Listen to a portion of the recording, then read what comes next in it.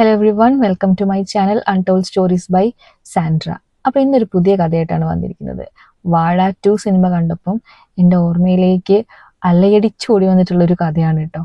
അതായത് അതിനകത്ത് നടക്കുന്ന ഒരു സീൻ ഉണ്ടല്ലോ, നമ്മുടെ ഫോൺ പിടിക്കുന്നു, ലവേഴ്സിനെ പിടിക്കുന്നു, ആ ഒരു സീൻ കണ്ടപ്പോൾ എൻ്റെ മനസ്സിലേക്ക് എനിക്ക് ഏറ്റവും വ്രണപ്പെട്ട് ഏറ്റവും ബുദ്ധിമുട്ടുണ്ടാക്കുന്ന, എപ്പോഴും സങ്കടം ഉണ്ടാക്കുന്ന ഒരു കഥയാണ് കേട്ടോ. അത് നമ്മുടെ സ്കൂൾ ഡേയ്സിൽ മിക്കവാറും എല്ലാവർക്കൊക്കെ തന്നെ ഉണ്ടായിട്ടുണ്ടാവുമായിരിക്കും. കാരണം ആ സിനിമ ഇത്രയും ഹിറ്റ് ആവാനുള്ള കാരണം അതിനകത്ത് ആ ഒരു സീനും ആ ടീച്ചേഴ്സിന്റെ അരഗൻസും ഒക്കെ ഉൾപ്പെടുത്തിയിട്ടുള്ളത് കൊണ്ടാണെന്ന് എനിക്ക് തോന്നിയിട്ടുണ്ടായിരുന്നു. കാരണം എല്ലാവർക്കും അത് റിലേറ്റബിൾ ആയിട്ടുള്ള ഒരു കാര്യമാണ്. നമ്മളുടെയൊക്കെ സ്കൂൾ ലൈഫിൽ നമുക്ക് എല്ലാവർക്കും ടീച്ചേഴ്സിന്റെ കയ്യിൽ നിന്ന് എന്തെങ്കിലും ഒരു മോശം അനുഭവം ഉണ്ടായിട്ടുണ്ടാകും. അങ്ങനെയുള്ളത് കൊണ്ടാണ് ആ ഒരു സിനിമ ഇത്രയും ഒരു മികച്ച വിജയമായിട്ട് മാറാൻ കാരണം നമുക്കത് പെട്ടെന്ന് റിലേറ്റ് ചെയ്യാൻ പറ്റുന്നുണ്ട്. അപ്പോൾ 10ാം ക്ലാസ്സിൽ പഠിക്കുമ്പോഴാണ് എനിക്ക് ആദ്യമായിട്ടൊരു ഫോൺ കയ്യിൽ കിട്ടുന്നത്. അതിന് കാരണം എന്താ വെച്ചിട്ടുണ്ടെങ്കിൽ എൻ്റെ പാരൻസ് എന്നെ പലയിടങ്ങളിലേക്കും ഒറ്റയ്ക്ക് വിടാറുണ്ട്. അതിന് കാരണം അവർ പറയുന്നത് നമ്മൾ ഒറ്റയ്ക്ക് പോയി ശീലിക്കണം എന്നുള്ളത്. അപ്പം അങ്ങനെ വിടുന്ന സമയത്ത് ഒന്ന് കോണ്ടാക്ട് ചെയ്യാൻ വേണ്ടിയിട്ട് എന്തെങ്കിലും അവരൊരു ഫോൺ തന്നിട്ടുണ്ട്. അതും അന്നത്തെ കാലത്ത് 10ാം ക്ലാസ്സിലൊക്കെ പഠിക്കുന്ന ഒരു കുട്ടീൻ്റെ ഈ ഫോൺ കിട്ടുക എന്ന് പറഞ്ഞാൽ ഭയങ്കര അത്ഭുതകരമായിട്ടുള്ളൊരു മുന്നേറ്റം തന്നെയാണ് കേട്ടോ. ഞാൻ 2010 10 പാസ് ഔട്ട് ആയത്. അന്ന് ഫോണൊക്കെ ഇറങ്ങി എല്ലാവരിലേക്കും എത്തുന്ന ഒരു കാലഘട്ടമാണ്. അതിനുശേഷം +1 +2 പഠിക്കുമ്പോൾ അപ്പം എൻ്റെ കയ്യിൽ ഫോണുണ്ട്. ഇപ്പോൾ അപ്പോഴത്തേക്ക് ഒരുപാട് പേരുടെ കയ്യിലും ഫോൺ ആയിട്ടുണ്ട് കേട്ടോ. അതായത് കുട്ടികളൊക്കെ കയ്യിൽ ഫോൺ ആവുന്ന ഒരു സമയമായിട്ട് മാറിയിട്ടുണ്ടായിരുന്നു. അപ്പം അന്ന് സ്ട്രിക്റ്റ് നിയമമാണ് സ്കൂളിൽ ഫോണൊന്നും കൊണ്ടുപോകാൻ പാടില്ല എന്നുള്ളത്. ഇന്നത്തെ പോലെ അവിടെ ഇവിടെ ഒന്നും വെച്ചിട്ട് പോകാൻ പോലും പറ്റില്ല. അങ്ങനത്തെ ഓപ്പർച്യൂണിറ്റീസ് ഒന്നും അന്നില്ല. കടകളിലൊക്കെ ഏൽപ്പിച്ചു പോകുന്ന ഓപ്പർച്യൂണിറ്റി ഒന്നും അന്നത്തെ കാലഘട്ടത്തിലില്ല. അപ്പം അങ്ങനെ ഇരിക്കെ ഞാൻ +2 പഠിക്കുമ്പോൾ സ്വാഭാവികമായിട്ടും എന്നോട് വളരെ താല്പര്യമുള്ള ടീച്ചേഴ്സായിരുന്നു മിക്കവരും. കാരണം ഞാൻ കുറച്ചൊരു തൻ്റേടിയായിട്ടുള്ള കുട്ടി തന്നെയായിരുന്നു കേട്ടോ. അപ്പം അന്നത്തെ കാലത്ത് ആ ഒരു തൻ്റേടുള്ള ആൾക്കാരെ ഒരിക്കലും സമൂഹത്തിലും അംഗീകരിക്കാൻ പറ്റില്ല, സ്കൂളിലും അംഗീകരിക്കാൻ പറ്റില്ല. പ്രത്യേകിച്ച് പെൺകുട്ടികളാണെങ്കിൽ ഒട്ടും അംഗീകരിക്കത്തില്ല. ഇന്നും വലിയ മാറ്റമൊന്നും ഉണ്ടായിട്ടില്ല, എന്നാലും ചെറിയ മാറ്റങ്ങളൊക്കെ ഉണ്ടെന്ന് തോന്നുന്നു. തൻ്റേടിയായിട്ട് ഞാൻ വളരാനുള്ള കാരണം എൻ്റെ പാരൻസ് തന്നെയാണ്. ഞാൻ ഒറ്റ മോളാണ്. അതുകൊണ്ട് എന്നോട് എപ്പോഴും പറയും, നീ ഒറ്റയ്ക്ക് വേണം സഞ്ചരിക്കാൻ, ഒറ്റയ്ക്ക് വേണം നടക്കാൻ, നിന്റെ കാര്യങ്ങൾ ഒറ്റയ്ക്ക് വേണം ചെയ്യാൻ വേണ്ടിയിട്ട്. അങ്ങനെ എന്നെ ചെറുപ്പത്തിൽ അങ്ങനെ ഒരു ട്രെയിനിങ് എനിക്ക് തന്നിട്ടുള്ളത് കൊണ്ടും എൻ്റെ വീട്ടിൽ അങ്ങനെ ഒരു ആൺകുട്ടി പെൺകുട്ടി എന്നുള്ള വേർതിരിവൊന്നും ഉണ്ടായിട്ടില്ല. അതുകൊണ്ട് തന്നെ ഞാൻ എൻ്റെ എല്ലാ കാര്യങ്ങളും ഒറ്റയ്ക്ക് ചെയ്യാൻ പ്രാപ്തിയായിട്ടുള്ള, എന്നോട് ആരെങ്കിലും മിസ്ബിഹേവ് ചെയ്തിട്ടുണ്ടെങ്കിൽ അത് ചോദിക്കാൻ പ്രാപ്തിയായിട്ടുള്ള ഒരു കുട്ടിയായിരുന്നു. അപ്പം എൻ്റെ തൻ്റെയുടെ പൊതുവെ ടീച്ചേഴ്സിനൊന്നും ഇഷ്ടമല്ലായിരുന്നു. അങ്ങനെ സംസാരിക്കുന്നതോ അവകാശങ്ങളെ പറ്റി ചോദിക്കുന്നതോ ഒന്നും പൊതുവെ ടീച്ചേഴ്സിന് വലിയ താല്പര്യമുള്ള കാര്യമൊന്നുമല്ല, അല്ലേ? അങ്ങനെ ചോദിക്കാൻ തുടങ്ങി കഴിച്ചിട്ടുണ്ടെങ്കിൽ അവർക്കാണ് അതിൻ്റെ ബുദ്ധിമുട്ടുണ്ടാവുക. അവർ ഒരുപാട് കാര്യങ്ങളൊക്കെ പറഞ്ഞ് നമ്മളെ പേടിപ്പിച്ചിട്ടുണ്ടാവും. അപ്പം നമ്മൾ അവകാശം ചോദിച്ചു പോയിട്ടുണ്ടെങ്കിൽ അവർ നന്നേ ബുദ്ധിമുട്ടിപ്പോകും. ഞാൻ +2 പഠിക്കുമ്പം എനിക്ക് തോന്നിയിട്ടുള്ളൊരു കാര്യം, ഈ ടീച്ചേഴ്സും കുട്ടികളും തമ്മിലുള്ള ഒരു ബന്ധം എന്ന് പറയുന്നത് വളരെ മോശമായിട്ടുള്ളൊരു ബന്ധമാണ്. അതായത് ടീച്ചേഴ്സ് എപ്പോഴും ഈ കുട്ടികളെ ഇങ്ങനെ അടിച്ച് ആക്ഷേപിച്ച് അവരെ കൺട്രോൾ ചെയ്ത് അവരുടെ എല്ലാ കാര്യത്തിലും ഇടപെട്ട്, അതായത് ടീച്ചേഴ്സിന് കുട്ടികളൊരു ശത്രുക്കളെ പോലെയാണ് എപ്പോഴും കണ്ടുകൊണ്ടിരുന്നത്. ഞാനിത് പറയുമ്പം ഞാനൊരു ടീച്ചറാണ് കേട്ടോ. അതുകൊണ്ട് തന്നെ എനിക്ക് ഇത് പറയുന്നതിൽ ഒരു തെറ്റുണ്ടെന്ന് എനിക്ക് തോന്നിയിട്ടില്ല. ഇന്നത്തെ കാലഘട്ടത്തിൽ ഞാൻ പഠിപ്പിക്കുന്ന സമയത്ത് ഞാൻ അതേപോലെയുള്ള ടീച്ചേഴ്സിനെ ഒരുപാട് പേരെ കണ്ടിട്ടുണ്ട്. അതായത് എൻ്റെ മുന്നിൽ വന്നിരിക്കുന്നത് ഒരു കൂട്ടം ശത്രുക്കളാണെന്ന് ചിന്തിച്ചുകൊണ്ട് പെരുമാറുന്ന ടീച്ചേഴ്സ് ഉണ്ട്. എന്നിരുന്നാൽ നല്ലവരും ഉണ്ട്. ഇതിപ്പോൾ എല്ലാ കാറ്റഗറിയിലും എന്ത് ജോലിയാണെങ്കിലും അതിനകത്ത് 2 തരത്തിലുള്ള ആൾക്കാരും ഉണ്ടാകും എന്നുള്ളത് നമ്മൾ മനസ്സിലാക്കണം. അപ്പോൾ ഇവിടെ കുട്ടികളെ ശത്രുക്കളായിട്ട് കാണുന്ന ഒരുപാട് ടീച്ചേഴ്സ് നമ്മുടെ നാട്ടിൽ ഇപ്പോഴും നിലനിൽക്കുന്നുണ്ട്. പണ്ടും ഉണ്ടായിരുന്നു. പണ്ട് കുറച്ച് കൂടുതലായിരുന്നു. ഇന്ന് കുറച്ചും കൂടെ നിയമമൊക്കെ സ്ട്രോങ് ആയതുകൊണ്ട് ഇനി അങ്ങനെ ഉണ്ടെങ്കിൽ പോലും അവർക്ക് കാണിക്കാൻ ഒരു ബുദ്ധിമുട്ടുണ്ടെന്നുള്ളതാണ്. പിന്നെ പ്രായത്തിൻ്റെതായിട്ടുള്ള ചാബല്യതകൾ എനിക്കും ഉണ്ടായിരുന്നു. എനിക്ക് പ്രണയം ഉണ്ടായിരുന്നു. അതേപോലെ ക്ലാസ്സിൽ അങ്ങനെ അടങ്ങിയിരിക്കുന്ന കുട്ടിയൊന്നും അല്ലായിരുന്നു. അപ്പം ഇതൊന്നും സ്വാഭാവികമായിട്ടും ക്ലാസ്സിൽ അംഗീകരിക്കപ്പെടാൻ ഒരു ചാൻസും ഇല്ല. അങ്ങനെ ഇരിക്കെ പുതിയൊരു ടീച്ചർ ഞങ്ങൾക്ക് വന്നു. വിഷയം ബോട്ടണിയാണ്. അതായത് പഴയ ടീച്ചർ പോയി പുതിയൊരു ഗസ്റ്റ് ടീച്ചറായിരുന്നു കേട്ടോ അത്.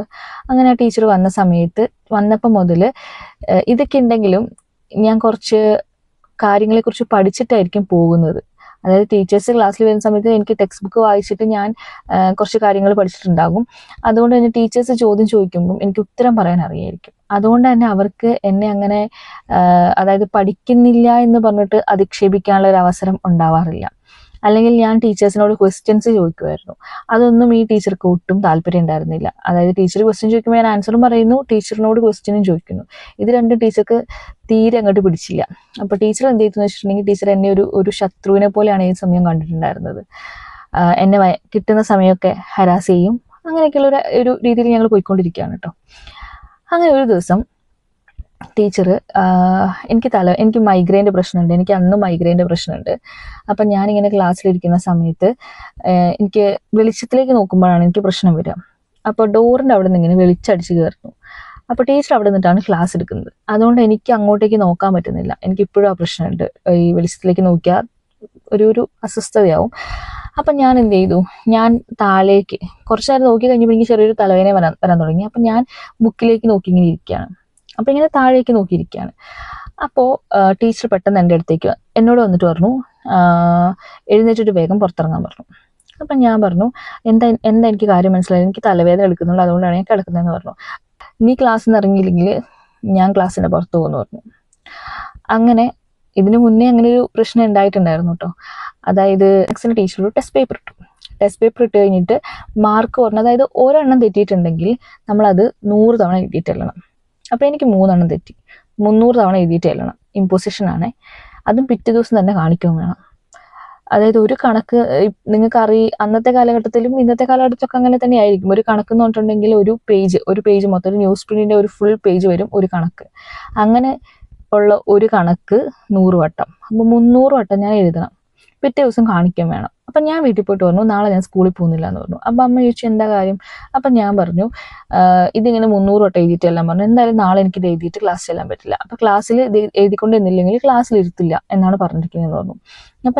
അപ്പോൾ അമ്മ എന്താക്കി, അമ്മ ടീച്ചറെ വിളിച്ചിട്ട് ചോദിച്ചു, ടീച്ചറെ ഇത് 300 തവണ എഴുതാൻ പറഞ്ഞിട്ടുണ്ടെങ്കിൽ എങ്ങനെയാണ് കുട്ടികൾ എഴുതുക. എൻ്റെ അമ്മയൊരു ടീച്ചറാണ് കേട്ടോ. അതായത് ഒരുപാട് വർഷത്തെ സർവീസുള്ള ഒരു ടീച്ചറാണ് എൻ്റെ അമ്മ. അപ്പം അമ്മ വിളിച്ചിട്ട് ചോദിച്ചു, ഇതെങ്ങനെയാണ് എഴുതുക കുട്ടികൾക്ക് ഇത്രയൊന്നും എഴുതാൻ എന്തായാലും സാധിക്കില്ലല്ലോ ഒരു ദിവസം കൊണ്ട്. ടീച്ചർക്ക് കുറച്ച് ഇമ്പോസിഷൻ കൊടുക്കാൻ പറ്റില്ലേ എന്ന് ചോദിച്ചു. അപ്പം എൻ്റെ അമ്മേനോട് ഇവർ ഭയങ്കരമായിട്ട് ഷൗട്ട് ചെയ്യുകയാണ്, നിങ്ങളൊരു ടീച്ചറല്ലേ, കുട്ടികളുടെ നല്ലതിന് വേണ്ടിയിട്ടല്ലേ പറയുന്നത്. അപ്പം അമ്മ ഇങ്ങനെ കേട്ടിട്ട് അമ്മ പറഞ്ഞു, ആണ് നല്ലതിന് വേണ്ടിയിട്ടാണ്, പക്ഷേ അവർക്ക് ചെയ്യാൻ പറ്റാത്ത കാര്യങ്ങൾ കൊടുത്തു കഴിഞ്ഞാൽ അവരെങ്ങനെയാണ് ചെയ്യുക. എൻ്റെ മോള് പറയുന്ന നാളെ സ്കൂളിൽ വരില്ല എന്നാണ് പറയുന്നതെന്ന് പറഞ്ഞു. അപ്പോൾ ടീച്ചർ പ്രത്യേകിച്ചൊന്നും പറഞ്ഞില്ല, ഫോൺ വെച്ചു എന്നാണ് എൻ്റെ ഒരു ഓർമ്മ കേട്ടോ. എന്നിട്ട് പിറ്റേ ദിവസം അമ്മ പറഞ്ഞു, നിനക്ക് പറ്റുന്ന നീ എഴുതിക്കൊണ്ട് പോവുക, ബാക്കി നമുക്ക് എന്തെങ്കിലും സംഭവിച്ചാൽ നമുക്ക് അപ്പം നോക്കാമെന്ന് പറഞ്ഞു. അങ്ങനെ അമ്മ പറഞ്ഞത് കേട്ട് എനിക്ക് പറ്റുന്ന അത്ര എഴുതിക്കൊണ്ട് ഞാൻ പിറ്റേ ദിവസം ക്ലാസ്സിൽ പോയി. എൻ്റെ പാരന്റ് മാത്രമല്ല തോന്നുന്നു, ഒരുപാട് പേര് വിളിച്ചു പറഞ്ഞിട്ടുണ്ടായിരുന്നു തോന്നുന്നു. കാരണം പിറ്റേ ദിവസം രാവിലെ ടീച്ചർ ക്ലാസ്സിൽ വരുന്ന സമയത്ത് അവർ നേരെ വരുന്നു, ബോർഡിൽ കണക്ക് എഴുതുന്നു, പഠിപ്പിക്കുന്നു. അപ്പോൾ ഇമ്പോസിഷൻ്റെ കാര്യം പറഞ്ഞ ഏതോ ഒരു 1-2 കുട്ടികൾ എഴുതിക്കൊണ്ട് വന്നവരായിരിക്കും പറഞ്ഞിട്ടുണ്ടാകും. അപ്പോൾ അവർ ചോദിച്ചു. അപ്പോൾ അവർ പറഞ്ഞപ്പം ടീച്ചർ പറഞ്ഞു, എനിക്കിതൊന്നും കാണേണ്ട ആവശ്യമില്ല, ഞാൻ ഇനി മുതൽ ഇവിടെ വരും, നിങ്ങളെ പഠിപ്പിക്കും, ഞാൻ പോകും, അത്രേ ഞാൻ ചെയ്യുള്ളൂ, നിങ്ങൾക്ക് ആവശ്യമുണ്ടെങ്കിൽ പഠിക്കാം, ഇല്ലെങ്കിൽ പഠിക്കേണ്ട, ടെസ്റ്റ് പേപ്പർ ഒന്നും ഞാൻ ഇനി ഇടാൻ പോകുന്നില്ല എന്ന് പറഞ്ഞു. അപ്പോൾ സത്യം പറഞ്ഞാൽ അന്നത്തെ പ്രായത്തിൽ നമുക്കൊക്കെ സന്തോഷമാണല്ലോ, നമ്മളൊക്കെ സന്തോഷിച്ചിരിക്കുകയാണ് കേട്ടോ. അങ്ങനെ ടീച്ചർ പഠിപ്പിച്ചുകൊണ്ടിരിക്കുന്ന സമയത്തുണ്ട് ഒരു മാഷ്, അതായത് ഞങ്ങളുടെ ക്ലാസ്സിൽ തന്നെ പഠിക്കുന്ന കുട്ടിയുടെ ഒരു അച്ഛൻ, ഒരു മാഷാണ്. പുള്ളി വന്നിട്ട് ഇതേ കാര്യം സംസാരിച്ചു. അതിനുശേഷം ക്ലാസ്സിലേക്ക് വന്ന ടീച്ചർ പൊട്ടിത്തെറിച്ച് കരഞ്ഞിട്ട് ഇറങ്ങിപ്പോയി. ഇനി ഞാൻ ഈ ക്ലാസ്സിൽ പഠിപ്പിക്കുന്നില്ല അതുകൊണ്ട് ഇറങ്ങിപ്പോയി. അങ്ങനെ പ്രശ്നം വളരെ രൂക്ഷമായല്ലോ, ടീച്ചർ ഇറങ്ങിപ്പോയി. അങ്ങനെ നമ്മൾ പോയിട്ട് സ്റ്റാഫ് റൂമിൽ പോയി സംസാരിച്ചു കഴിഞ്ഞപ്പോൾ ടീച്ചർ പറഞ്ഞത്, നിങ്ങൾ എന്തിനാണ് വീട്ടിൽ പോയിട്ട് ഇത് പറഞ്ഞത്, വീട്ടിൽ പോയി പറഞ്ഞതാണ് പ്രശ്നം. അങ്ങനെ വീട്ടിൽ പോയി പറഞ്ഞവരെ ഒക്കെ എന്നോട് മാപ്പ് പറയാതെ ഞാൻ ക്ലാസ്സിൽ കയറില്ല എന്ന് പറഞ്ഞു. അപ്പോൾ ബാക്കിയുള്ള എല്ലാവരും, ടീച്ചർ കരഞ്ഞു, അതൊരു വലിയ പ്രശ്നമാണല്ലോ, ഭയങ്കര ഇഷ്യൂ ആയിട്ടുള്ള കാര്യമാണ്. ടീച്ചർമാർ അറിഞ്ഞാൽ പിന്നെ നമ്മളെ ഭാഗത്താണ് തെറ്റുള്ളത്, അല്ലെങ്കിൽ നമ്മൾ ചെയ്തെല്ലാം മോശമാണ് എന്നുള്ളൊരു ആറ്റിറ്റ്യൂഡ് പിള്ളേർക്കും വരും, അല്ലെങ്കിൽ പിള്ളേർക്ക് അത് പെട്ടെന്ന് സഹിക്കാൻ പറ്റില്ല. അപ്പോൾ പിള്ളേരെല്ലാവരും കൂടെ പോയിട്ട് സോറി പറയാൻ തയ്യാറായി. പക്ഷെ ഞാൻ പറഞ്ഞു, ഞാൻ പറയത്തില്ല, കാരണം എൻ്റെ ഭാഗത്ത് തെറ്റൊന്നുമില്ല. നമുക്ക് എന്തെങ്കിലും പ്രശ്നം ഉണ്ടെങ്കിൽ നമ്മളത് വീട്ടിലാണ് പോയി സംസാരിക്കേണ്ടത്, അല്ലാതെ വേറെ എവിടെ പോയി പറയാനാണ്. അങ്ങനെ വീട്ടിൽ പോയി പറഞ്ഞു എന്നുള്ളതൊരു പ്രശ്നമാക്കിക്കൊണ്ട് സംസാരിച്ചു കഴിഞ്ഞിട്ടുണ്ടെങ്കിൽ അതെനിക്ക് അംഗീകരിക്കാൻ പറ്റില്ല, അതിനുവേണ്ടി എനിക്ക് സോറിയും പറയാൻ പറ്റില്ല എന്ന് ഞാൻ പറഞ്ഞു. അങ്ങനെ ഞാൻ മാത്രം സോറി പറഞ്ഞില്ല, ബാക്കി എല്ലാവരും സോറി പറഞ്ഞു. ഞാനതിന് ശേഷം 1-2 ദിവസം പനിയായിരുന്നു എന്ന് തോന്നുന്നു. ഞാൻ എന്തായാലും ക്ലാസ്സിൽ പോയിട്ടില്ല 1-2 ദിവസത്തേക്ക്. പക്ഷെ അപ്പം ഞാൻ വിചാരിക്കുന്ന ടീച്ചർ ഉണ്ടാവില്ല, ടീച്ചർ നിർത്തി, ഞാൻ മാപ്പ് പറയാത്തതുകൊണ്ട് ഇനി പഠിപ്പിക്കാൻ വരില്ല എന്നൊക്കെയാണ് ഞാൻ വിചാരിച്ചിരുന്നത്. പക്ഷെ ടീച്ചർ വന്നിട്ടുണ്ടായിരുന്നു കേട്ടോ ക്ലാസ്സിൽ. അതിനുശേഷം ഞാൻ ചെല്ലുമ്പോൾ ടീച്ചർ തന്നെയാണ് ക്ലാസ്സിൽ പഠിപ്പിക്കുന്നത്. പക്ഷെ പിന്നീട് ഒരു ഇഷ്യൂ ആയിട്ട്, വേറൊരു കുട്ടിയായിട്ട് ഇഷ്യൂ ആയതിനു ശേഷം ടീച്ചർ ആ ക്ലാസ്സിൽ പഠിപ്പിക്കൽ നിർത്തി. എന്നാലും ആ ഒരു ദിവസം എൻ്റെ തലയ്ക്ക് മുകളിലായിരുന്നു ആ പ്രശ്നം മൊത്തം. അതായത് ഞാൻ മാപ്പ് പറയാത്തതുകൊണ്ടാണ് ടീച്ചർ വരാത്തത്. അപ്പം ഞാനൊരു മോശക്കാരിയായിട്ട് ക്ലാസ്സിൽ എല്ലാവരുടെയും മുന്നിൽ ഒരുപാട് കുട്ടികളുടെ മുന്നിൽ ചിത്രീകരിക്കപ്പെട്ടു. അതായത് അവർക്ക് പഠിപ്പിക്കാൻ ടീച്ചറില്ല, അതിന് കാരണക്കാരി ഞാനാണ്. അപ്പോൾ ഓൾറെഡി എൻ്റെ തലയിൽ ഇങ്ങനെ ഒരു സാധനം നിൽക്കുന്നുണ്ടായിരുന്നു. അപ്പോഴാണ് ഈ അടുത്ത ടീച്ചർ ഞാൻ കാരണം ക്ലാസ്സിൽ ഇറങ്ങിപ്പോന്ന് പറയുന്നത്. അപ്പോൾ എനിക്കത് അത്ര ഒരു, അതായത് ഈ കുട്ടികളുടെ മുന്നിൽ ഉണ്ടാവുന്ന പ്രശ്നം, അതായത് അവർക്ക് പഠിപ്പിക്കാൻ ടീച്ചർ ഇല്ലാതാവുന്നത് ഞാൻ കാരണമാണല്ലോ എന്ന് ഓർത്തിട്ട് ഞാൻ ക്ലാസ്സിൽ നിന്ന് ഇറങ്ങിക്കൊടുത്തു. ഞാൻ ക്ലാസ്സിൽ നിന്ന് ഇറങ്ങിപ്പോയി പുറത്ത് നിന്നു. അപ്പോൾ പുറത്ത് നിന്നപ്പം അന്ന് എനിക്ക് ചിലപ്പോൾ സാധാരണ ഞാൻ അങ്ങനെ കരയുന്ന കുട്ടിയൊന്നുമല്ല കേട്ടോ. ഇങ്ങനത്തെ കാര്യങ്ങളൊക്കെ വളരെ കൂളായിട്ട് എടുക്കുന്നു, പുറത്ത് നിൽക്കുന്നു, വേണമെങ്കിൽ അപ്പുറത്തുള്ള കടയിൽ പോയിരുന്ന് മുട്ടായി വാങ്ങി തന്ന് ഞാൻ അവിടെ ഇരിക്കുന്ന ഒരു സ്വഭാവക്കാരിയായിരുന്നു ഞാൻ. പക്ഷെ അന്ന് എന്താണെന്ന് എനിക്കറിയില്ല, ചിലപ്പം നമുക്ക് പീരീഡ്സ് ആവുന്നതിൻ്റെ മൂഡ് സ്വിങ്സോ, അന്ന് മൂഡ് സ്വിങ്സ് എന്നുള്ള വാക്കൊന്നും ഇല്ല, നമുക്ക് അതിനെക്കുറിച്ച് അറിയുകയില്ല കേട്ടോ. മേ ബി അതായിരിക്കാം, അന്ന് എനിക്ക് ഭയങ്കരമായിട്ട് കരച്ചിൽ വന്നു. ഞാൻ പൊട്ടി കരഞ്ഞു. അപ്പോൾ ടീച്ചർക്ക് എന്തോ ഒരു ഇഷ്യൂ ആവും തോന്നി. ടീച്ചർ വേഗം ഓഫീസിലേക്ക് പോയിട്ട് തിരിച്ചു വരുന്നത് അവിടുത്തെ അസിസ്റ്റന്റ് HM ഉണ്ടായിരുന്നില്ല, പ്രിൻസിപ്പൽ ഉണ്ടായിരുന്നില്ല. അപ്പോൾ അസിസ്റ്റന്റിനെയും കൊണ്ട് തിരിച്ചു വന്നു എല്ലാവരുടെയും ബാഗ് സെർച്ച് ചെയ്യണം. അതായത് ഞാനിരുന്ന എൻ്റെ ബാഗും എൻ്റെ അടുത്തിരുന്ന കുട്ടികളുടെ ബാഗും സെർച്ച് ചെയ്യണം. അപ്പോൾ എന്താ കാര്യം എന്ന് ചോദിച്ചു പറഞ്ഞത്, ഞാൻ ഫോണിൽ നോക്കിയിരിക്കുകയായിരുന്നു എന്ന് പറഞ്ഞു. അങ്ങനെ ഇവർ ഭയങ്കര സെർച്ചിങ്, എൻ്റെ ബാഗ് സെർച്ച് ചെയ്തു, ഫോണൊന്നും കിട്ടിയില്ല, കാരണം ഞാൻ ഫോൺ കൊണ്ടുവന്നിട്ടുണ്ടായിരുന്നില്ല. അടുത്തത്, അതായത് ഫോണിൽ നോക്കി ഇരുന്നിട്ടാണ് ഞാൻ താഴേക്ക് കുനിഞ്ഞിരുന്നത് എന്നുള്ളൊരു വാദമാണ് ടീച്ചർ ഉന്നയിച്ചത്. അങ്ങനെ എൻ്റെ ബാഗ് മൊത്തം തപ്പി കിട്ടിയില്ല. അപ്പം എൻ്റെ തൊട്ടടുത്തിരുന്ന കുട്ടിയുടെ ബാഗ് എന്നിട്ട് നോക്കി, ഇപ്പുറത്തിരുന്ന കുട്ടീൻ്റെ ബാഗ് നോക്കി, ഇവരുടെ ബാഗിൽ നിന്നൊന്നും ഈ പറഞ്ഞ ഫോൺ കണ്ടെടുക്കാൻ പറ്റിയില്ല. ആക്ച്വലി അതും കൂടെ കേട്ടപ്പോൾ എനിക്ക് വളരെ വളരെ നമ്മളുടെ ഒരു റൈറ്റിനെ ക്വസ്റ്റ്യൻ ചെയ്യുന്ന പോലെ, അല്ലെങ്കിൽ നമ്മളെ വെറുതെ ഒരു കള്ളിയാക്കുന്ന ഒരു രീതിയിൽ ഒരു പെരുമാറ്റമാണ് ടീച്ചറുടെ ഭാഗത്തുണ്ടായത്. അതായത് ഞാൻ കരഞ്ഞു, അത് ഇഷ്യൂ ആയാൽ അവർക്ക് സോൾവ് ചെയ്യാൻ വേണ്ടിയിട്ട് ഞാൻ എന്തെങ്കിലും ഒരു കുറ്റം ചെയ്തു എന്നാക്കണമല്ലോ. അപ്പം അതിന് വേണ്ടിയിട്ട് അവർ വേഗം കണ്ടെത്തിയൊരു മാർഗ്ഗമാണ് ഞാൻ ഫോണും കൊണ്ട് വന്നത് പിടിച്ചതാണ് എന്ന് വരുത്തി തീർക്കാനുള്ളൊരു ശ്രമം ഉണ്ടായത്. അപ്പോൾ ടീച്ചർ പറയുന്നത് ഞാൻ ഫോൺ ഉപയോഗിക്കുന്നത് പലരും കണ്ടിട്ടുണ്ട് എന്ന് പറഞ്ഞിട്ട് പ്രശ്നമാക്കി.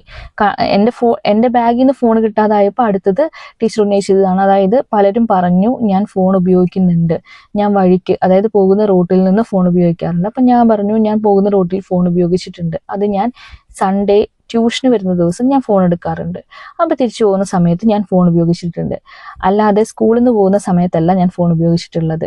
അപ്പം നമ്മൾ നടന്നാണ് കേട്ടോ പോകുന്നത്, ഒരു 5 കിലോമീറ്റർ ഉണ്ട് സ്കൂളിലേക്ക്. അപ്പം ഞാൻ നടന്നാണ് ഈ ഒരു വഴി കൂടെ പോകുന്നത്. അപ്പം ആരോ കംപ്ലൈൻറ്റ് ചെയ്തെന്നാണ് ടീച്ചർ പറയുന്നത്. അപ്പം ഞാൻ പറഞ്ഞു ഞാൻ സ്കൂളിലേക്ക് വരുമ്പോൾ ഞാൻ ഫോൺ എടുക്കാറില്ല. എന്നിട്ട് ഇതിൻ്റെ കാരണവും ഞാൻ വിശദീകരിച്ചു കൊടുത്തു. കാരണം ഞാൻ ഈ ഫോണിൽ കൂടെ കോൺടാക്ട് ചെയ്യുന്നത് എൻ്റെ ഫ്രണ്ട്സിനെ, ഇപ്പോൾ എനിക്കൊരു അഫെയർ ഉണ്ടെങ്കിൽ അയാളെ ആയിരിക്കും ഞാൻ കോൺടാക്ട് ചെയ്യുന്നത്. അവരൊക്കെ സ്കൂളിലുണ്ട്, പിന്നെ ഞാൻ എന്തിനാണ് ഫോൺ എടുക്കേണ്ട ആവശ്യം, എനിക്ക് ഫോൺ എടുത്തിട്ട് ആരെയും കോൺടാക്ട് ചെയ്യാനില്ല. അപ്പം അതുകൊണ്ട് ഞാൻ പറഞ്ഞു അഫെയർ ഉണ്ടെന്നൊന്നും പറയാൻ പറ്റില്ല. അഫെയർ ഉണ്ടെന്നൊക്കെ പറഞ്ഞാൽ പിന്നെ പറയുകയും കൂടെ വേണ്ട, ഭയങ്കര രസമായിരിക്കും കേട്ടോ. അങ്ങനെ ഞാൻ വീട്ടിൽ പോയിട്ട് അമ്മയോട് പറഞ്ഞു ഇങ്ങനെ ഒരു സിറ്റുവേഷൻ ഉണ്ടായിട്ടുണ്ട്, ഞാൻ കരഞ്ഞു എന്നൊക്കെ പറഞ്ഞു. പക്ഷെ അമ്മ പ്രത്യേകിച്ച് ഒന്നും ചെയ്തൊന്നുമില്ല കേട്ടോ. അതെനിക്ക് വളരെ വിഷമം ഉണ്ടാക്കിയിട്ടുണ്ടായിരുന്നു. കാരണം വേണമെങ്കിൽ നമുക്ക് കംപ്ലയിൻറ്റ് ചെയ്യാൻ പറ്റുന്നൊരു പ്രവർത്തിയാണ് ടീച്ചറുടെ ഭാഗത്ത് ഉണ്ടായത്. പക്ഷെ എൻ്റെ അമ്മ ടീച്ചർ ആയതുകൊണ്ട് അമ്മ എപ്പോഴും ടീച്ചേഴ്സിനെ സപ്പോർട്ട് ചെയ്തിട്ടാണ് സംസാരിക്കുകയുള്ളൂ. അതെനിക്ക് വളരെ വിഷമം ഉണ്ടാക്കിയിട്ടുള്ള ഒരു കാര്യമാണ്. വിഷമം എപ്പോഴും ഉണ്ടാക്കാറുള്ള ഒരു കാര്യമായിരുന്നു. ടീച്ചേഴ്സ് എന്ത് പറഞ്ഞാലും നമ്മളെ ഭയങ്കര ഹരാസ് ചെയ്ത് സംസാരിച്ചാൽ എൻ്റെ അമ്മ തിരിച്ചൊന്നും പറയത്തില്ല, കാരണം അമ്മ ടീച്ചറാണല്ലോ. അതുകൊണ്ട് ചിലപ്പോൾ ഒക്കെ അത് നമ്മുടെ ഭാഗത്ത് തന്നെയായിരിക്കും ശരിയായിട്ടുണ്ടാവുക. പക്ഷേ എന്നാലും നമുക്കൊരു സപ്പോർട്ട് ഇവിടുന്ന് കിട്ടാനൊരു ചാൻസും ഇല്ലാത്തൊരു കാലഘട്ടമായിരുന്നു അന്നത്തെ കാലഘട്ടം. പക്ഷേ ഇന്ന് കുറച്ചും കൂടെ പാരൻസ് മാറിയിട്ടുണ്ട്. ടീച്ചേഴ്സ് എന്തെങ്കിലുമൊക്കെ ചെയ്തിട്ടുണ്ടെങ്കിൽ അവർ കുറച്ചും കൂടെ കംപ്ലയിൻറ്റ് ചെയ്യാനുള്ളൊരു മനോഭാവം പാരൻസിനുണ്ട്. കുറച്ചും കൂടെ കുട്ടികളോടെ സപ്പോർട്ട് ചെയ്യാനുള്ള ഒരു മനോഭാവമുണ്ട്. പക്ഷെ അതിനകത്ത് ചില പ്രശ്നങ്ങളും ഉണ്ട് കേട്ടോ. ചിലപ്പോൾ കണ്ണടച്ച് സപ്പോർട്ട് ചെയ്യുമ്പോൾ കുട്ടികളുടെ ഭാഗത്താണോ തെറ്റെന്ന് നമുക്ക് പറയാനും പറ്റില്ല. അപ്പം അതും അവിടെ നിലനിൽക്കുന്നുണ്ട്. പിന്നെ അതേപോലെ ആ സിനിമയിൽ ഉണ്ടായിട്ടുള്ള ഒരു അനുഭവം, അതായത് കെട്ടിയൊരുങ്ങി വരിക എന്നുള്ളൊരു ഡയലോഗ് ഉപയോഗിച്ചിട്ടുണ്ടായിരുന്നല്ലേ, അതേ സാധനവും എൻ്റെ ജീവിതത്തിൽ ഞാൻ ഇതേ സ്കൂളിൽ നിന്ന് കേട്ടിട്ടുണ്ട്. അതായത് ഇതേ +2 കാലഘട്ടത്തിൽ പഠിക്കുന്ന സമയത്ത് ഞാൻ പറഞ്ഞല്ലോ എന്നെ വലിയ താല്പര്യമൊന്നും ഉണ്ടായിരുന്നില്ല. അങ്ങനെ ഒരു ദിവസം രാവിലെ എൻ്റെ അമ്മ ടീച്ചറായിരുന്നു, എൻ്റെ അമ്മ എന്തൊരു ട്രെയിനിങ്ങിന് പോയ സമയമാണ് കേട്ടോ. അപ്പോൾ എനിക്ക് പപ്പയാണ് ഫുഡൊക്കെ ഉണ്ടാക്കി തന്ന് പറഞ്ഞു വിട്ടു. പക്ഷെ എനിക്കന്ന് പനി ഉണ്ടായിരുന്നു. അപ്പോൾ ഒരു പാരസെറ്റമോളും തന്നു, എന്നെ സ്കൂളിൽ വിട്ടു. ക്യാമ്പ് നടക്കുന്ന സമയമാണ്. അപ്പോൾ എന്തായാലും സ്കൂളിൽ പോകണം. അപ്പോൾ സ്കൂളിലേക്ക് രാവിലെ ഞാൻ പോയി. രാവിലെ അവിടെ ചെന്ന് കുറച്ച് നേരം കഴിഞ്ഞ് ഒരു എക്സാമോട് കൂടിയിട്ടാണ് ക്യാമ്പ് തുടങ്ങുന്നത്. അപ്പോൾ എക്സാം എഴുതിക്കൊണ്ടിരിക്കുമ്പോൾ ഞാൻ തല ഇറങ്ങി താഴെ വീണ സമയത്ത് ടീച്ചേഴ്സ് എന്ത് ചെയ്തു, എടുത്ത് താഴെ കൊണ്ട് സ്റ്റാഫ് റൂമിൻ്റെ സൈഡിലൊരു കിടക്കുന്ന റൂമുണ്ട്, അവിടെ കൊണ്ടുപോയി മുഖമൊക്കെ കഴുകി. പക്ഷെ എനിക്ക് എഴുന്നേറ്റ് നിൽക്കാൻ പറ്റുന്നില്ല, പിന്നെ ഞാൻ തല ഇറങ്ങുകയാണ്. അപ്പോൾ എന്നോട് പ്രിൻസിപ്പൾ വന്ന് പറഞ്ഞൊരു ഡയലോഗുണ്ട്, അപ്പം ഞാൻ മുഖം കഴുകിയതിൻ്റെ ഭാഗമായിട്ട് എൻ്റെ കണ്ണിലെ കൺമഷിയൊക്കെ എന്ത് ചെയ്തിട്ടുണ്ട്, സ്പ്രെഡ് ആയിട്ടുണ്ട് കേട്ടോ. അപ്പോൾ മുഖത്ത് ഇങ്ങനെ കൺമഷി ആയിട്ടുണ്ടായിരുന്നു. അപ്പോൾ ഈ പറഞ്ഞ പ്രിൻസിപ്പൾ വന്നിട്ട് എന്നോട് ഫസ്റ്റ് ചോദിക്കുന്ന ഡയലോഗാണ്, അവരെനിക്ക് എന്തെങ്കിലും പ്രശ്നമുണ്ടോ, എനിക്കൊരു അസുഖമുണ്ടോ ഒന്നും അവർ ചോദിച്ചിട്ടില്ല. ഇനി എനിക്ക് പീരീഡ്സ് ആണോ അതൊന്നും അവർ അന്വേഷിച്ചിട്ടില്ല കേട്ടോ. അവർ ഫസ്റ്റ് വന്നിട്ട് പറഞ്ഞ ഡയലോഗ് ഇതാണ്, കെട്ടി ഒരുങ്ങി വരാൻ സമയമുണ്ട്, ആ സമയത്ത് എന്തുകൊണ്ട് ഫുഡ് കഴിച്ചില്ല എന്നാണ് എന്നോട് ചോദിച്ചത്.